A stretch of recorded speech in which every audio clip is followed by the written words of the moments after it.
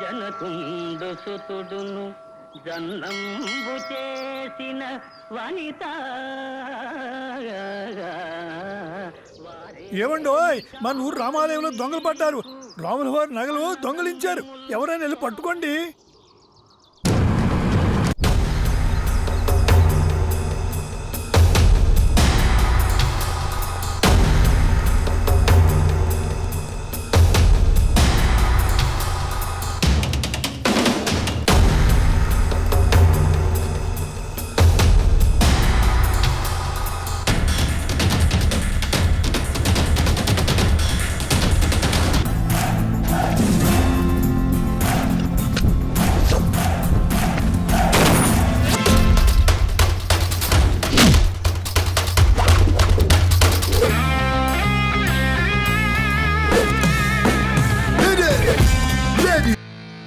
యారా power star అనుకున్నావా?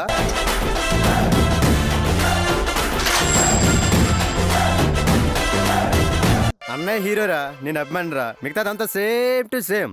రై, గుళ్ళో రాముడి దగ్గర తప్పించుకోవచ్చామో కానీ ఊళ్ళో కృష్ణుడి దగ్గర మాత్రం తప్పించుకోలేవు. రై, నేను అడవిలో సింహం లాంటోని. అది అడవి కాపలా కాస్తే నేను ఊరికి కాపలా, అంతే తేడా.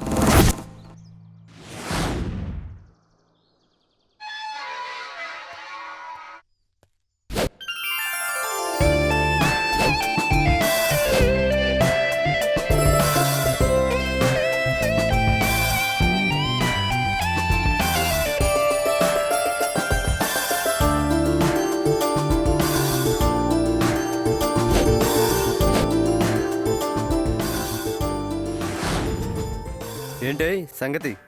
అది రాముల వారి బంగారం దొంగలు ఎత్తుకుపోకుండా కాపాడవంట కదా, అందుకని. తప్పుకో బావా. ఏంటి కొత్త పిలుపు? బావా వరుసలు కలిపేస్తున్నావు ఏంటి సంగతి? నీకెలాగో మరదలు లేదు కదా, నన్నే నీ మరదలు అనుకో బావా. ఆహా, అలా అనుకోవాలా? ఇంకేం లేదు, యాసలేకే కత్తిరిచ్చేస్తా. తప్పుకో పో. ఇప్పుడు చీ అంటున్నావు, ఎప్పటికైనా నీతోనే రా అనిపించుకుంటా దొంగ బావా. ఏంట్రా మనవడా, ఏంటా అవతారం? దొంగని పట్టుకోవాలంటే పోలీసుడు అవతారం ఎత్తాలి కదనమ్మా. చాలే ఊరుకోరా, అల్లరి కృష్ణుడి వేషాలు. ఏంట్రా కొంటి పనులు, మంచిగా చదువుకోవచ్చు కదరా. అలాగేనండి విజయలక్ష్మి గారు. ఒరే వెధవా, స్నానం చేసి గుడికి వెళ్ళిరారా. మొదటి రోజు కాలేజీకి వెళుతున్నావు, కాస్త చదువన్నా బాగా వస్తుంది. అలాగేనండి సుబ్బారావు గారు.